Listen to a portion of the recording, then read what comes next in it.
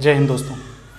जैसा कि पिछली क्लास में हम लोगों ने इंडियन पॉलिटी में भाग 1 को समझा था, जिसमें हमने आर्टिकल 1 से लेकर 4 तक को अच्छे से समझ लिया था। अब उसके बाद हम स्टार्ट करेंगे। देखिए, आपने अगर ध्यान दिया होगा तो हमने भाग 1 में, संविधान के भाग 1 में आर्टिकल नंबर 1 पढ़ा था कि भारत राज्यों का एक संघ है और राज्यों को पहली अनुसूची में रखा गया है। ठीक है, तो भारत राज्यों का एक संघ है तो राज्य। तो अब हम पढ़ेंगे कि कैसे आज़ादी के पहले हमारा भारत एक अखंड भारत था और आज का भारत तक के बीच की जो जर्नी थी, अब हम उसको समझेंगे कैसे भारत में राज्यों को मिलाया गया, आज़ादी के बाद कैसे राज्यों का बंटवारा किया गया था और कैसे देसी रियासतों का विलय किया गया, इसको धीरे धीरे, और कैसे राज्य पुनर्गठन आयोग को करके हमने आज का जो 28 राज्य और 8 आपको यूनियन टेरिटरीज देखने को मिली हैं, उन सबको समझेंगे। तो चलिए स्टार्ट करते हैं। तो आपको बता दें कि जब भारत देश आज़ाद हुआ था, इसका मतलब कि जब इंडियन इंडिपेंडेंस एक्ट 1947 पास हुआ था तो भारत आज़ाद हुआ और साथ ही साथ पाकिस्तान का जन्म हुआ।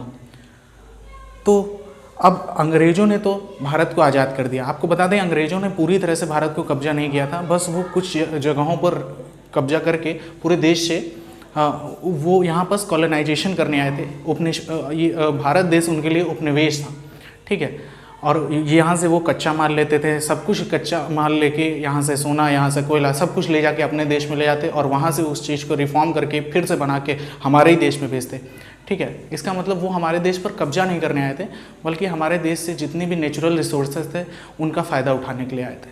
ठीक है, अब देखते हैं कि कैसे भारत में, तो जैसे ही भारत में भारत आज़ाद हुआ तो उसके बाद भारत में अंग्रेज़ों ने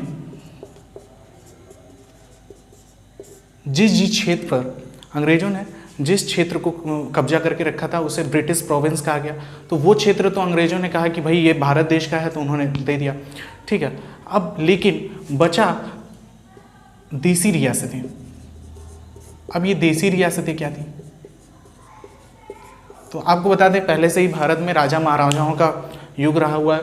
तो जब अंग्रेज शासन कर रहे थे तो भारत में एक तरफ अंग्रेज भी शासन कर रहे थे, साथ ही साथ देसी रियासतें, कुछ छोटे मोटे महाराजा राजा, ये सब पूरे भारत में इतर बितर करके शासन कर रहे थे। हालांकि ये शासन नहीं कर रहे थे, शासन मेनली अंग्रेज कर रहे थे और अंग्रेज इनसे पूरा का पूरा रेवेन्यू लेते थे। ठीक है, बस इनको थोड़ा जगह पर शासन करने के लिए रखे रहते थे।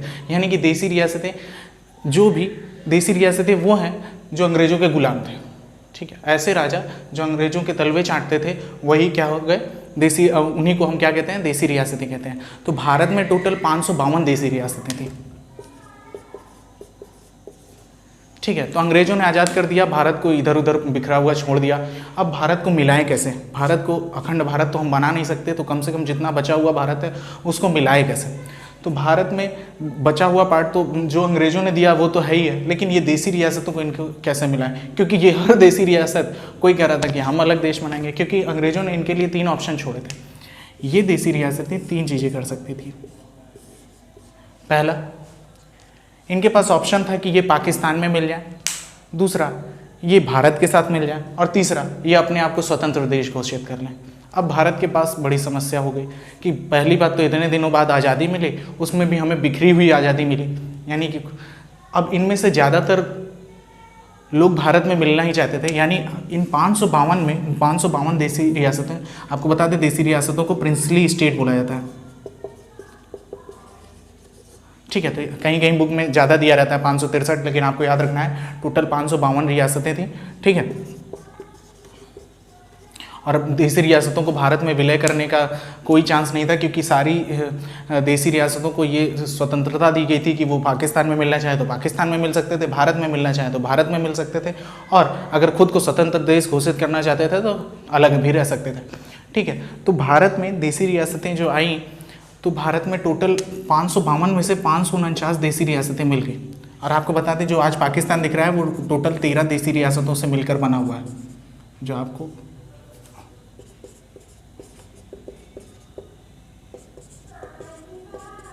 जो आज आपको पाकिस्तान दिख रहा है वो 13 देसी रियासतों से मिलकर बना है। ठीक है। तो देसी रियासतें आपको समझ में आ गया होगा कि पाकिस्तान में 13 देसी रियासतें मिल गई और इन 552 में से 549 देसी रियासतें आराम से मिल गई भारत में, ठीक है, इनमें दिक्कत नहीं हुआ। बची हुई इन 552 में 3 देसी रियासतें, इनको मिलाने में समस्या हो रही थी। अब यही देखना है, यही एग्जाम में क्वेश्चन पूछा जाता है। तो ये कौन कौन सी देसी रियासतें थी? तो सबसे पहली थी हैदराबाद। आज का हैदराबाद आपको राजधानी दिखेगा, ठीक है। हैदराबाद पहले जो आज का तेलंगाना दिख रहा है वो पूरा का पूरा हैदराबाद था, तेलंगाना और उसके आसपास का क्षेत्र, ठीक है। और दूसरा जूनागढ़, आज जो कक्ष के नीचे, गुजरात में ही कक्ष के नीचे वाला जो क्षेत्र दिखते हैं उसे उस समय जूनागढ़ कहा जाता था। ये दूसरी देसी रियासत थी। और तीसरी जम्मू एंड कश्मीर। इन तीनों को 552 में से ये 3 थी जो भारत में मिलने को तैयार नहीं हो रहे थे। तो इनको भारत में मिलाया कैसे? तो भारत के, आपको बता दे रहा, भारत में राज्यों को एकीकरण में सबसे बड़ा अगर योगदान है तो वो 3 लोगों का है। पहला सरदार वल्लभ भाई पटेल, दूसरा वीपी मेनन और तीसरा लॉर्ड माउंटबेटन। जी हाँ, एग्जाम में क्वेश्चन आता है कि भारत में राज्यों के एकीकरण में किसका योगदान था, तो आपको 3 लोगों का नाम ये जरूर याद रखना है। सबसे पहला आपको याद रखना है सरदार वल्लभ भाई पटेल,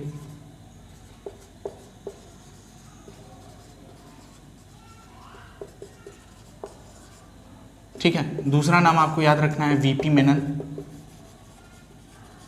और तीसरा नाम आपको याद रखना है लॉर्ड माउंटबेटन, ठीक है। इन तीनों लोग का योगदान भारत में राज्यों के एकीकरण में बहुत ज़्यादा है, ठीक है।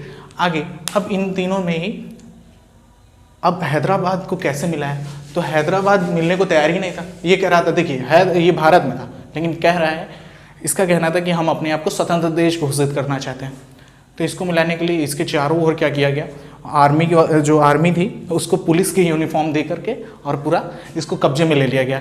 तो क्वेश्चन में ये पूछा, मतलब एग्जाम में ये पूछा जाता है कि हैदराबाद को किस तरह भारत में, हैदराबाद का विलय किस तरह भारत में कराया गया?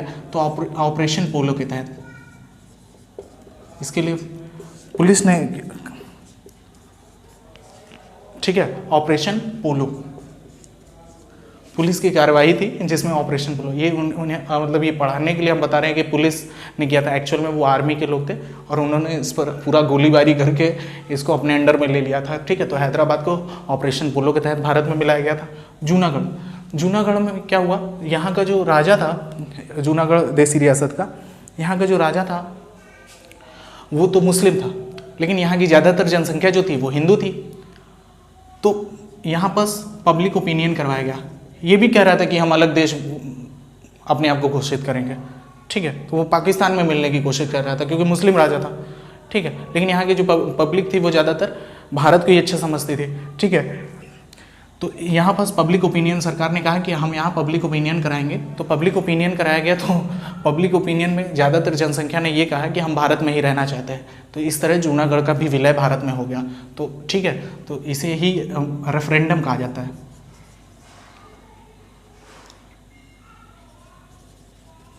ठीक है, रेफरेंडम के तहत।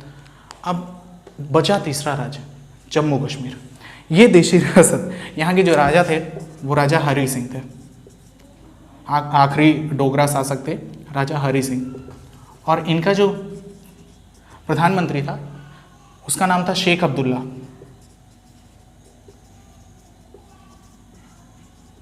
ठीक है।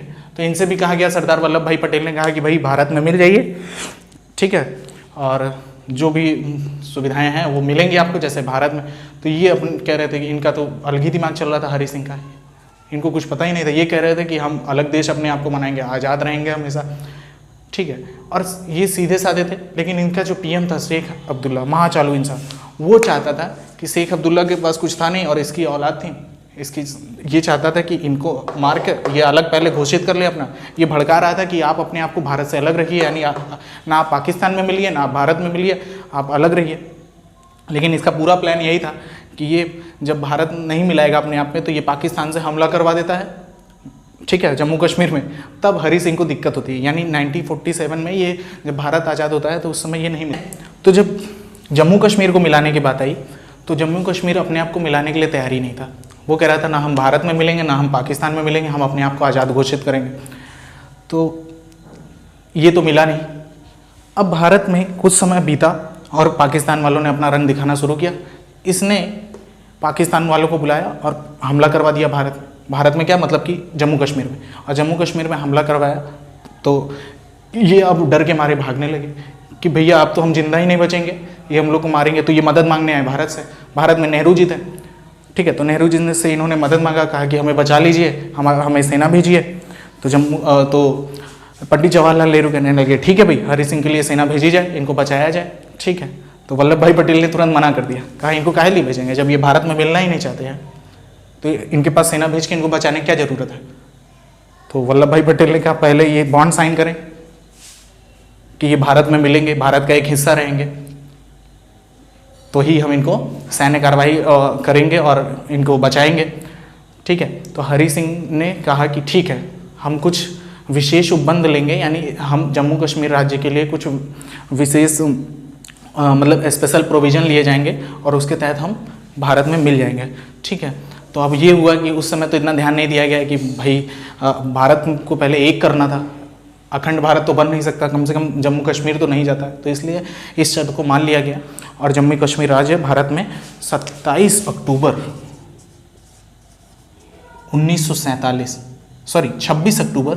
1947 को भारत में जम्मू कश्मीर का विलय हुआ। किसके द्वारा? विलय पत्र पर साइन करके, ठीक है। ये क्वेश्चन पूछा जाता है, जम्मू कश्मीर कब भारत का अंग बना? तो 26 अक्टूबर 1947 को विलय पत्र पर साइन करके। इसे इंस्ट्रूमेंट ऑफ एक्सेशन कहा जाता है, इंस्ट्रूमेंट ऑफ एक्सेशन, ठीक है। और यहाँ पास जो युद्ध चल रहा था तब अब तुरंत वल्लभ भाई पटेल ने तुरंत भारतीय सेना को भेजा। और आज जो आप यूके वाला पार्ट दिख रहे हैं, यहाँ तक वहाँ पाकिस्तान का मतलब जो भी पाकिस्तान के सेना थी वो घुस आई थी, ठीक है। तो यहाँ तक जहाँ से हम लोग भारतीय सेना पहुँची, उसके एक कदम पर भी आगे नहीं आ पाए पाकिस्तानी सेना। तो आज जो आपको यूके दिख रहा है, यहाँ तक उस समय घुस चुके थे। और उसके बाद तो आज वो कब्जा होने का तो कब हो गया था? ये 1947 में ही उन्होंने कब्जा कर लिया था पाकिस्तान वालों।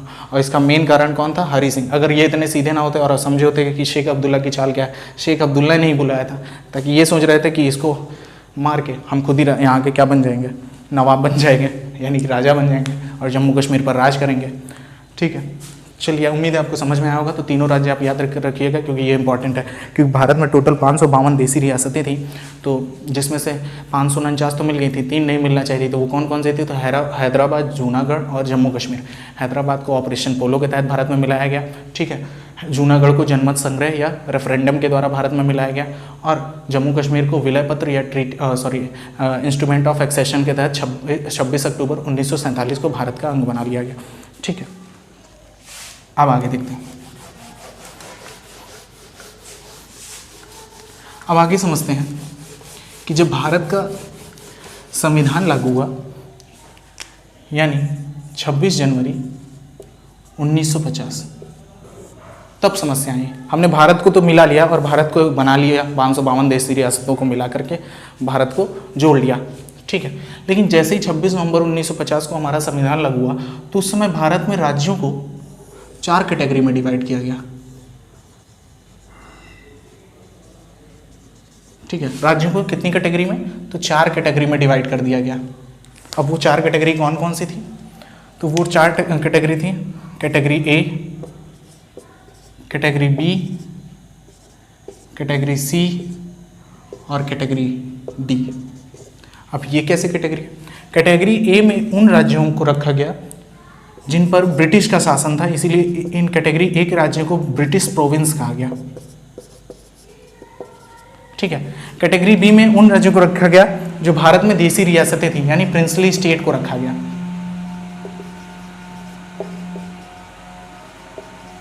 कैटेगरी सी में उन जगहों, उन क्षेत्रों को रखा गया जिन पर ब्रिटिश शासन करता था लेकिन वहां पर रह कर नहीं, तो उसे कमिश्नरी कहा गया, ठीक है, कमिश्नरी स्टेट। और कैटेगरी डी में एक यूनियन टेरिटरी रखा गया, उसमें भारत में केवल एक ही यूनियन टेरिटरी थी, अंडमान निकोबार।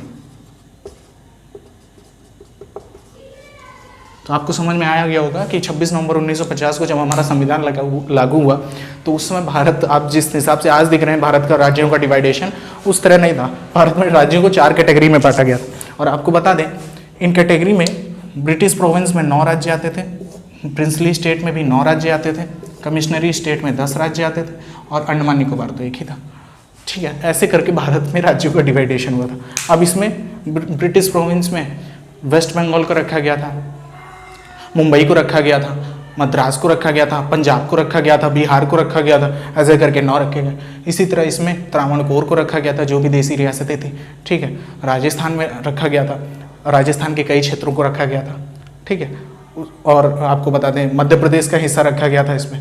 कमिश्नरी स्टेट में जहाँ से शासन करते थे, जैसे दिल्ली हो गया, ठीक है, और आपका और भी कई क्षेत्र थे। ठीक है, इस तरह आपको ये नाम नहीं पूछे, ये स्टेट के नाम नहीं पूछे जाते। आपको बस ये याद रखना है कि कैटेगरी ए में ब्रिटिश के जो शासन करने वाली जगह थी, यानी ब्रिटिश प्रोविंस। कैटेगरी बी में कौन से राज्य थे, तो प्रिंसली स्टेट यानी देसी रियासतें। कैटेगरी सी में कमिश्नरी स्टेट, और कैटेगरी डी में यूनियन टेरिटरीज अर्थात अंडमान निकोबार में रखा गया। तो भारत में राज्यों को 4 पार्ट में डिवाइड किया गया। अब यहाँ समझने में इतनी दिक्कत होने लगी कि भारतीय जनता ने इसका विरोध करना स्टार्ट कर दिया।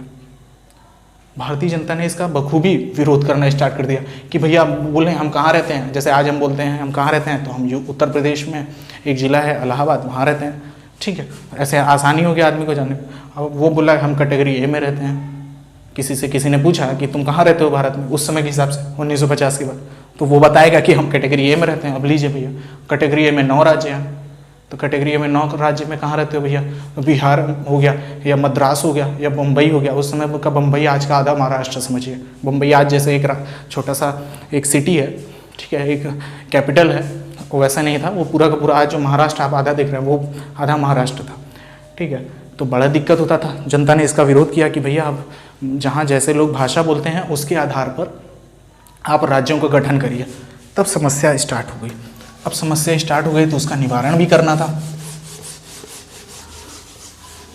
तो अब हम देखेंगे राज्य के लिए जो पुनर्गठन आयोग बना गया, तो पहला पुनर्गठन राज्यों के भाषाई आधार पर राज्यों के गठन के लिए पहला आयोग बनाया गया। सुप्रीम यही हाईकोर्ट, इलाहाबाद हाईकोर्ट के एक जज थे, रिटायर्ड जज, जिनका नाम था एस के धर। तो इस आयोग का नाम ही रख दिया गया उन्हीं के नाम पर, एस के धर आयोग। ये कब बनाया गया, तो ये 1948 में ही बनाया गया था कि भाई देखिए समझिए।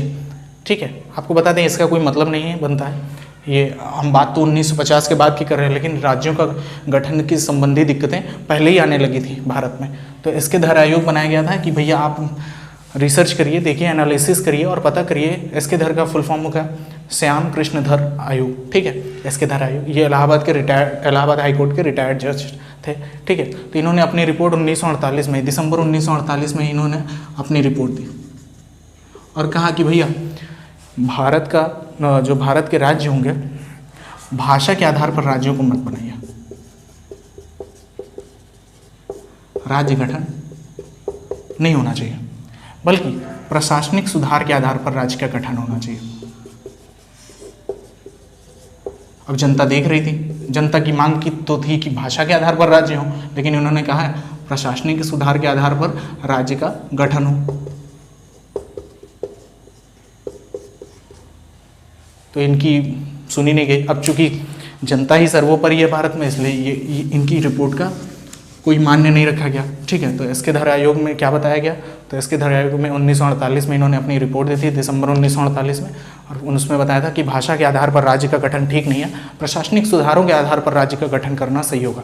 इसके बाद 1948 में ही एक दूसरा आयोग बनाया गया जिसका नाम था JVP आयोग। ठीक है, अब JVP आयोग क्या था, ये JVP आयोग 3 लोग हैं, पंडित जवाहरलाल नेहरू, ठीक है, सरदार वल्लभ भाई पटेल और पट्टाभी सीतारामैया। ठीक है, तो ये PT नेहरू जी हैं,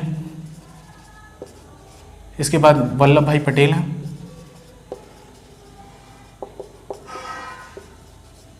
और उसके बाद पट्टाभी सीतारामैया हैं।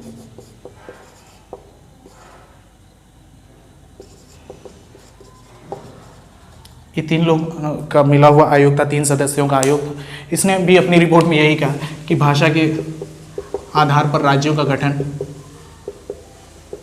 सही नहीं है।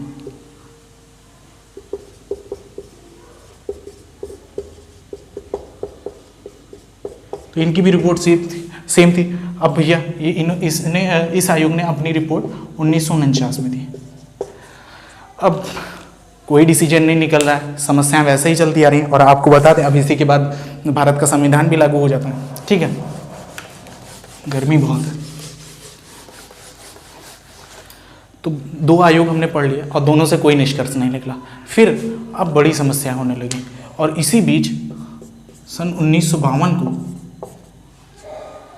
मद्रास में रहने वाले कुछ तेलुगु भाषी थे जिन्होंने आंदोलन स्टार्ट कर दिया।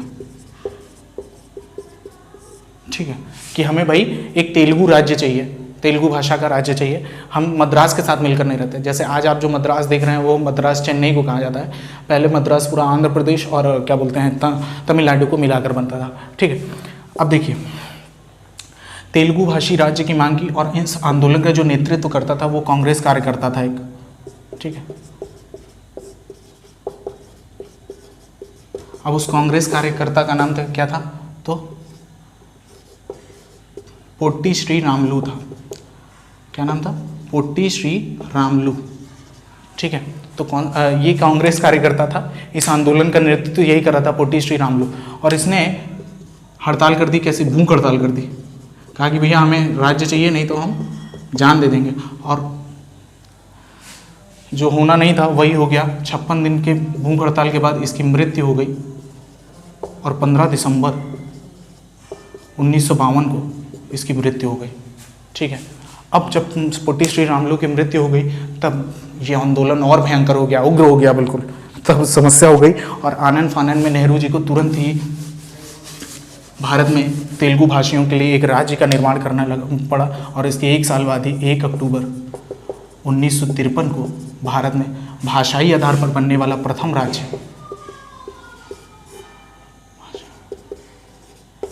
आंध्र प्रदेश की स्थापना हुई।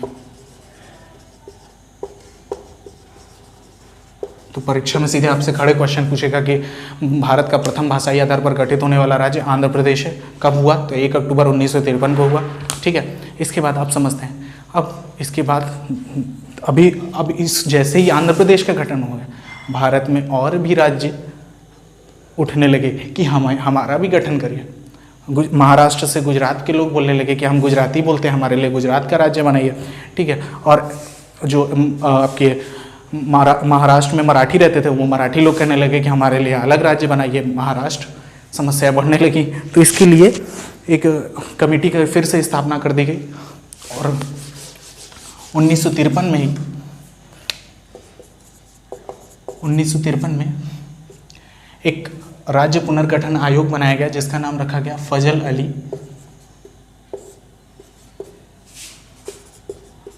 आयोग।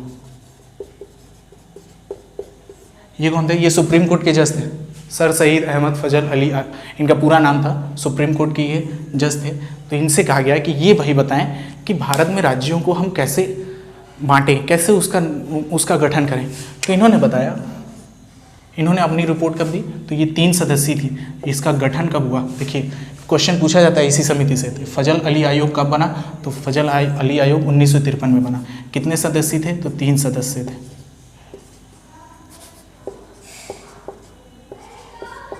ठीक है, और क्या पूछा जाता है, इसने अपनी रिपोर्ट कब दी, इस आयोग ने अपनी रिपोर्ट 1956 को दी। और इस रिपोर्ट में इसने बताया कि भैया भाषा के आधार पर राज्य का गठन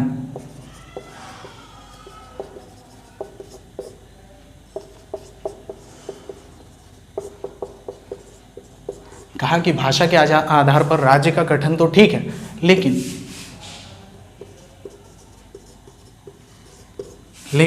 एक भाषा एक राज्य नहीं होगा।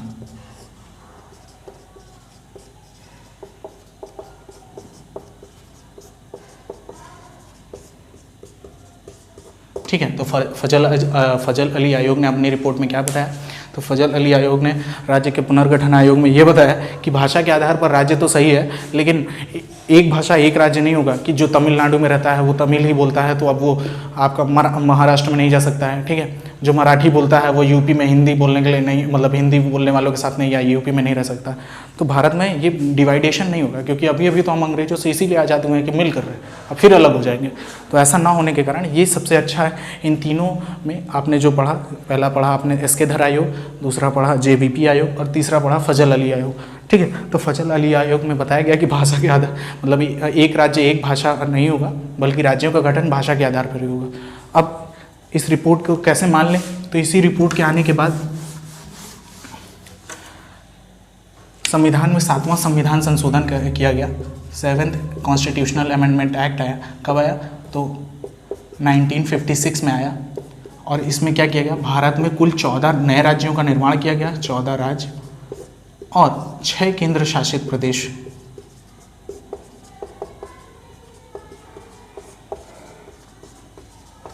ठीक है, वही आंध्र प्रदेश, असम, महाराष्ट्र, गुजरात, ऐसे कर, ठीक है, ऐसे करके भारत में 14 राज्य और 6 केंद्र शासित प्रदेश। फजल अली आयोग के रिपोर्ट के अनुसार 7वें संविधान संशोधन के बाद ये क्वेश्चन पूछा जाता है, भारत में 14 राज्य और 6 केंद्र शासित कब बनाया गया, तो 7वें संविधान संशोधन 1956 के तहत बनाया गया। ठीक है, और प्रथम भाषाई आधार पर गठित होने वाला राज्य आंध्र प्रदेश था, 1 अक्टूबर 1953 में।